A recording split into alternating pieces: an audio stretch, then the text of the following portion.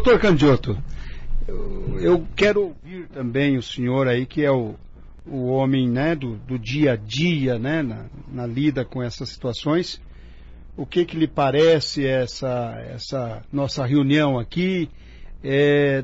Vamos fazer esse centro, ajuda o judiciário a trabalhar mais tranquilo, distribuir o direito, a lei. Qual é a sua opinião, o senhor que é um dos mentores também, o senhor que é um dos buscadores dessa realização desse centro socioeducativo em Sorriso? Bom dia, muito obrigado, doutor Candiotto. Bom dia, doutor Elcio, doutor Adriano, Chuchu, Márcio, Cláudio, Ari, Chagas e todos os ouvintes da Jovem FM. Como disse o doutor Márcio, o Estado infelizmente não cumpriu o seu papel até hoje, não tem um centro, e por não ter centro o adolescente sabe que ele vai ser solto, ele sabe. Ele já sabe. Você vai conversar com o adolescente, ele sabe. Ele faz como o doutor Márcio, ele cita artigo, inciso, parágrafo, ele sabe. Sabe ensinar o senhor. Eles são conhecedores de que eles podem se valer dessa ineficiência do Estado aqui no município, eles usam, e isso os empodera para o crime, para o ato infracional. E eles, tanto que nós temos visto aí, dia após dia, cada vez estão mais abusados na prática dos atos, cada vez mais debochados, inclusive. Então, a solução é ter o centro. Não tem outro caminho, a solução é ter o centro. Está sendo elaborado um projeto de lei, inclusive com a batuta do Ministério Público sobre isso. Está sendo pensado um projeto de lei para definir no estado de Mato Grosso qual que é a planta mínima de um centro. Pelo que nós conversamos, a ideia seria: define-se a estrutura, o layout, a estrutura física para comportar um número razoável de adolescentes, que não seja esse número que é ineficiente, que são 30 vagas, e define-se também que o centro não precisa ter na estrutura dele toda a estrutura de lazer que é disciplinada na resolução nacional, e permite-se então que o centro possa firmar convênios, parcerias, para que essa atividade de entretenimento, de esporte e tudo mais, isso possa ser feito na estrutura da prefeitura, nos campos, nas quadras, que isso possa ser feito parceria com outras entidades, que tenha piscina, mas que não precisa ser na estrutura do centro, porque isso torna o centro muito caro. Claro. E pensa assim, doutor Elcio, um centro que tenha uma piscina semiolímpica, ele precisa ter um instrutor de natação, tem que ter salva-vida. Tudo isso vai encarecendo o custo diário do centro e vai tornando cada vez mais difícil de você ter o centro. Imagina a cada centro, eu nem sei quanto custa um centro na planta do Conanda, mas é um caminhão de dinheiro. É um caminhão de dinheiro para fazer e é um caminhão de dinheiro para manter para um número pequeno de adolescentes. Ou seja, a impressão que dá é que a coisa foi pensada e montada para impedir que se faça. É uma forma de não se fazer sem dizer não. Primeiro, os deputados precisam se convencer de que o Estado, como disse o Dr. Márcio, e é o pensamento meu também, de que o Estado realmente ele tem autonomia e independência nesse assunto. E é o próprio Estado que tem que dizer qual que é a estrutura de centro socioeducativo que ele vai construir, porque é o Estado que vai construir, é o Estado que tem que construir e é o Estado que tem que manter. Então isso é discutido na Assembleia e é aprovada essa lei dizendo qual que é a estrutura mínima, permitindo a quantidade de vagas que seja, que crie os critérios para isso, porque para Sorriso 60 vagas é racional, mas por exemplo, se a comunidade de Terra Nova do Norte quiser fazer um centro, a lei tem que prever qual que seria módulos mínimos para cidades menores, então que criem critérios racionais para isso, para abarcar todo o estado, porque a lei é estadual, que a lei autorize esses convênios, essas parcerias, para que a estrutura do centro não seja cara e não seja inoperante, como acontece hoje, por exemplo, em Lucas do Rio Verde, que Lucas do Rio Verde foi construído nos patamares da resolução do Conanda e o Estado não tem gente para tocar aquilo tudo. Por isso que funciona hoje de forma capenga, com 1/3 das vagas só. Das 30 vagas que se pretendia na construção, hoje a unidade trabalha oferecendo 10 vagas só. Então 10 vagas não dá nem para Lucas. Estamos nessa fase agora, de uma vez finalizado esse projeto de lei, que isso vá para a Assembleia Legislativa. Para e passo a isso, já tem que conversar com o governador, tem que ser as autoridades locais vão se reunir com o governador, está aguardando a agenda para que o governador se comprometa, mas que não seja um compromisso verbal. Na minha opinião, tem que ser um instrumento que possa ser executado, inclusive no futuro, com um sequestro de verba, se precisar, para garantir que o Estado cumpra o seu papel.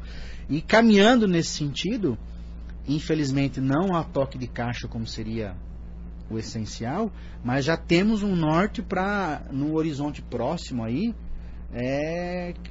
existir em Sorriso uma unidade para fazer frente e combater esse volume de atos infracionais que nós temos aqui, porque eu afirmei e reafirmo aqui, eu sou juiz criminal em Sorriso e de 80% a 90% dos flagrantes que eu recebo tem menção de que adolescente participou. Sempre, é difícil um crime, os patrimoniais, é difícil um crime em Sorriso que não tenha o dedo de um adolescente no meio. Quando não são praticados somente por adolescentes que formam, as investigações dizem isso, formam gangues e os próprios adolescentes não aceitam maiores porque sabem que se o maior for preso, ele vai para o CRS e vai acabar caguetando todo mundo. Então nós estamos trabalhando de uma forma integrada. E a Assembleia e o governo do Estado, com certeza, eu não posso falar pelo governo, mas nesse caso do centro sim, porque nós já tratamos e deliberamos, até porque nós tivemos uma conversa prévia já com o prefeito, vereadores, com o nosso promotor, Dr. Márcio, com o juiz criminal, Dr. Anderson. Então eu estou autorizado a falar o seguinte: município fazendo sua parte, sociedade, o Estado, e nós vamos fiscalizar lá. Então eu até acredito, Dr. Márcio, que eu não posso também querer mudar o que está em andamento da ação civil pública, mas nós acreditamos no nosso trabalho, Dr. Elcio. Certo. Não vai ser necessária a ação civil pública. Pelo contrário, o Estado vai fazer sua parte daqui para frente, porque parou de levar com a barriga o orçamento, de prometer coisa que não dá para cumprir, e eu estou lá fazendo minha parte. Então é óbvio que nós não podemos simplesmente viver num convênio.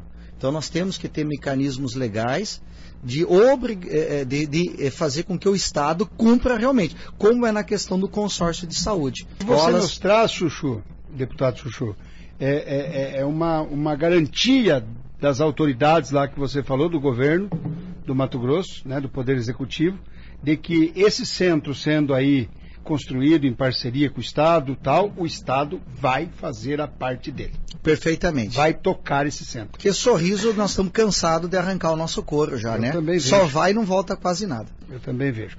O Estado entrando pelo meio aí, os senhores têm como segurar as nossas 60 vagas para os nossos anjinhos aqui? Ou o Estado vai dizer o seguinte: não, eu que estou tocando isso aí. Vamos mandar os da Mutum para vocês, os de Cáceres, os né, o Barra do Garças, Barra do Bugres, e aí as nossas vagas aí ficam totalmente tomadas. Como é que dá para ver isso aí, doutor Florestan, doutor Candiotto?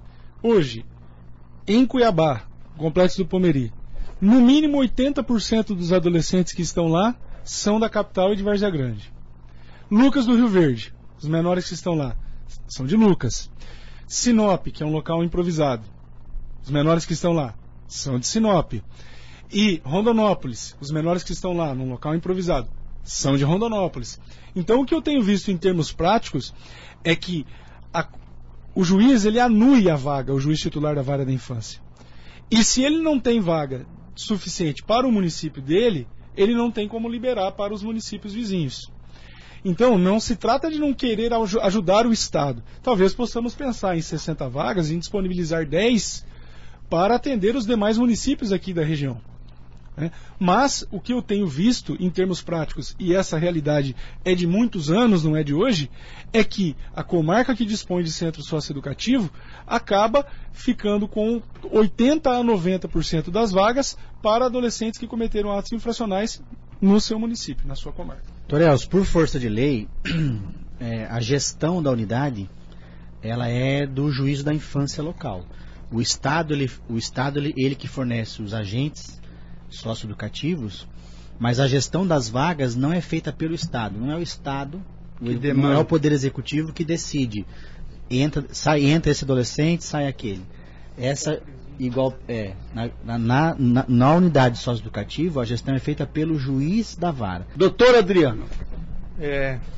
Bom, primeiramente agradecer a presença de todos vocês aqui. E já que vai se fazer uma lei na Assembleia, e considerando que o município também tem essa responsabilidade, e considerando que não existe dinheiro no Estado, claro que o Mauro Mendes está fazendo um esforço para organizar o orçamento e tudo, mas nós sabemos porque Lucas, se tivesse dinheiro, o Lucas já estaria funcionando em plena capacidade. O meu questionamento seria assim, e não quero jogar a responsabilidade para o prefeito, mas apenas levantar a discussão. Essa lei poderia eventualmente autorizar que a gestão, que a administração desse centro ficasse a cargo do município para permitir que fosse concretizado, compreende? Porque às vezes a gente constrói, doa para o Estado e daí acontece que nem aconteceu em Lucas. Então, nesse sentido, essa lei estadual poderia permitir que o município então administrasse dessa maneira ou não? Olha, a princípio me parece que não, porque a gestão do sistema socioeducativo, ela é feita por meio de uma Secretaria Estadual de Justiça, Cidadania e Direitos Humanos. Então nós temos no Estado o superintendente do sistema socioeducativo. Mas, ao mesmo tempo, eu acho que seria possível estudar a possibilidade de, em um eventual TAC assinado entre o município e o Estado, fixar uma reserva de vagas para o município de Sorriso. Então se poderia estudar a possibilidade de uma lei autorizando, por exemplo, um consórcio para reger esse centro socioeducativo, integrado pelo município e pelo Estado. E aí, nesse acordo, poderia se fixar, considerando que o município vai custear, está manifestando a possibilidade de custear a construção do centro, uma reserva de vagas para atender exclusivamente o município de Sorriso. Qual os próximos passos agora, doutor Florestan? O próximo passo, creio eu, seja o agendamento de uma reunião com o governador do Estado, com o secretário Bustamante, para definirmos a minuta do projeto de lei estadual, certo, que discipline as características arquitetônicas dos centros socioeducativos no Estado. Esse é o primeiro passo para que nós possamos ter uma legislação estadual que viabilize a construção de centros atendendo aos reclamos da economicidade e da eficiência.